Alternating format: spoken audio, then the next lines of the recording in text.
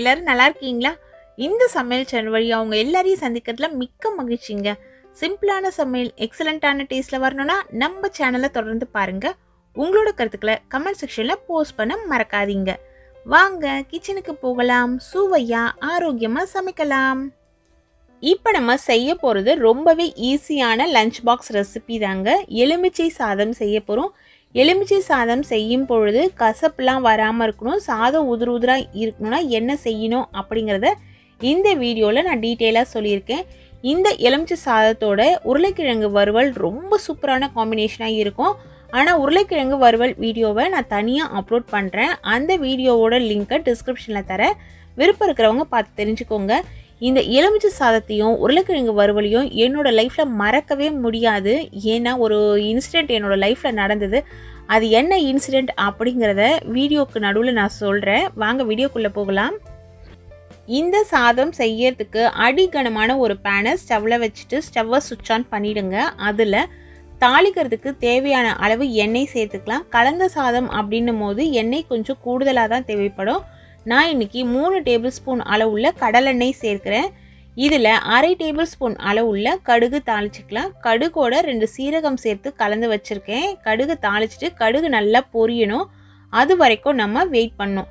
கடுகு நல்லா பொரிஞ்ச பிறகு அதில் 1.5 டேபிள் ஸ்பூன் அளவுள்ள உளுந்தம்பருப்பு, 1 டேபிள் ஸ்பூன் அளவுள்ள கடலைப்பருப்பு சேர்த்து இது ரெண்டுத்தையும் நம்ம பொன்னிறமாக வறுக்கணும். இதனோடையே முந்திரி பருப்பு தேவைப்பட்டதுன்னா சேர்த்துக்கோங்க. இல்லை வேறு ஏதாவது நட்ஸ் நீங்கள் விருப்பப்பட்டீங்கன்னா அதை சேர்த்துக்கலாம். அது நம்மளோட விருப்பப்படி. சேர்த்துட்டு லோ ஃப்ளேமில் வச்சு கைவிடாமல் கலந்து விடுங்க. இந்த பருப்பு எல்லாமே ஒன்றா சேர்ந்து நல்லா கோல்டன் கலரில் நமக்கு வறுபட்டு வரட்டும். இதே போல் கலந்து விட்டிங்கன்னா தான் ஈவனாக நமக்கு வறுபட்டு வரும். காரத்துக்கு பச்சை மிளகாய் 2 பச்சை மிளகாய் மீடியம் சைஸில் இருந்தது, எலசாக இருந்ததுனால பொடி பொடியாக கட் பண்ணி அப்படியே சேர்த்துருக்கேன். முத்தினம் பச்சை மிளகாவாக இருந்ததுன்னா விதைகள்லாம் எடுத்துகிட்டு சேர்த்துக்கோங்க. 2 இனுக்கு கருவேப்பிலை இலைகளை உருவி எடுத்து அதை இதில் சேர்த்துக்கலாம். வீட்டில் பச்சை மிளகாய் இல்லாத சமயத்தில் காஞ்ச மிளகாய் கூட 2 நம்ம கிள்ளி தாளிச்சிக்கலாம். விதைகள் நிறைய இருந்ததுன்னா எடுத்துடுங்க. ஏன்னா சாப்பிடும்பொழுது விதைகள் தனியாக நமக்கு கடிப்பட்டுச்சுன்னா காரம் அதிகமாக வரைக்கும். சின்ன பிள்ளைங்களாம் சாப்பிடும் பொழுது அதை விருப்பப்பட மாட்டாங்க. கலருக்காக 1/4 டீஸ்பூன் அளவுள்ள மஞ்சள் தூள் இதில் சேர்க்கணும். மஞ்சள் தூள் சேர்க்கும் பொழுதே ஸ்டவ்வை சுவிட்ச் ஆஃப் பண்ணிவிடுங்க.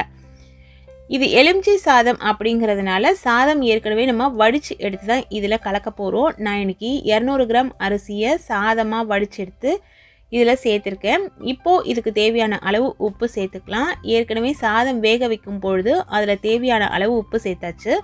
ஒரு சின்ன சைஸில் இருக்க எலுமிச்சம்பழத்தை சாராக பிழிஞ்சு அந்த சாரை இதில் நான் சேர்க்குறேன். இதே போல் சேர்க்கும் பொழுது எலுமிச்சம்பழத்தில் அந்த கசப்பு தன்மை இல்லாமல் பார்த்துக்கோங்க. அழுத்தி பிழிஞ்சிங்கன்னா கசப்பு தன்மை வந்துடும். அதே போல் எலுமிச்சை சாறு சேர்த்துட்டு இதை கொதிக்க வைக்கணும் அப்படிங்கிற அவசியம் இல்லை.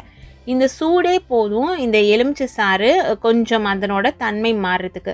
அப்படி இல்லை கோல்டு பிடிக்கும் அப்படின்னு நினச்சிங்கன்னா அந்த தாளிப்போட நம்ம மஞ்சள் பொடி சேர்த்தோம் இல்லைங்களா, அந்த சமயத்தில் எலுமிச்சை சாறு சேர்த்துட்டு அதுக்கப்புறம் சாதம் சேர்த்து கலந்துருங்க.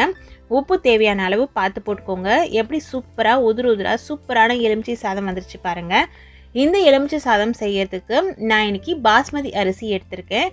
ஆனால் பச்சரிசி எது வேணாலுமே எடுத்துக்கலாம். சீரக சம்பா அரிசி, பொன்னி பச்சரிசி, இது போல் உங்கள் வீட்டில் இருக்க பச்சரிசி எதுவாக இருந்தாலுமே சாதம் செஞ்சிங்கன்னா சூப்பராக வரும். வடிக்கும் பொழுது இது போல் நல்லா உதிராக வடித்து எடுத்துக்கோங்க. அவசர தேவைக்கு சமைக்கும் பொழுது நம்ம புழுங்கல் அரிசியில் கூட இதை செஞ்சுக்கலாம். ஆனால் பச்சரிசியில் செய்யும் பொழுது கூடுதல் சுவையாக இருக்கும். இந்த எலுமிச்சை சாதத்துக்கு உருளைக்கிழங்கு வறுவல் ஒரு செம்ம சூப்பர் காம்பினேஷனாக இருக்குங்க. இதை என்னோடய லைஃப்பில் மறக்கவே முடியாதுன்னு சொன்னேன் இல்லைங்களா. நான் 12th ஸ்டாண்டர்ட் படிக்கும் பொழுது 4th பீரியட், அதாவது 12 o'clockலேருந்து 12:45 வரைக்கும் ஒரு பீரியட் வரும். அந்த பீரியடுக்கு ப்ராக்டிக்கல் எங்களுக்கு இருந்துச்சு ஒரு ஃப்ரைடே அன்னைக்கு. இந்த சாதம் தான் நான் எடுத்துகிட்டு போயிருந்தேன். ரொம்ப பசியான டைமில் ப்ராக்டிக்கல் முடிச்சுட்டு ஒரு 12:50 டைம் போல் வந்து லஞ்ச் பேக்கை ஓப்பன் பண்ணால் என்னோடய லஞ்ச் பாக்ஸ் காணும். சரி ஃப்ரெண்ட்ஸ் தான் எடுத்து வச்சுருப்பாங்கன்னு நினச்சிட்டு அந்த லஞ்ச் பாக்ஸை யார் வச்சுருக்கீங்கன்னு எல்லா செக்ஷன்லையும் கேட்டால் யார்கிட்டையுமே லஞ்ச் பாக்ஸ் இல்லைங்க. கரெக்டாக லஞ்ச் பாக்ஸோடு சேர்த்து இந்த லஞ்சையும் எடுத்துகிட்டு போயிட்டாங்க. கடைசி வரைக்கும் அந்த லஞ்ச் பாக்ஸ் கிடைக்கவே இல்லை.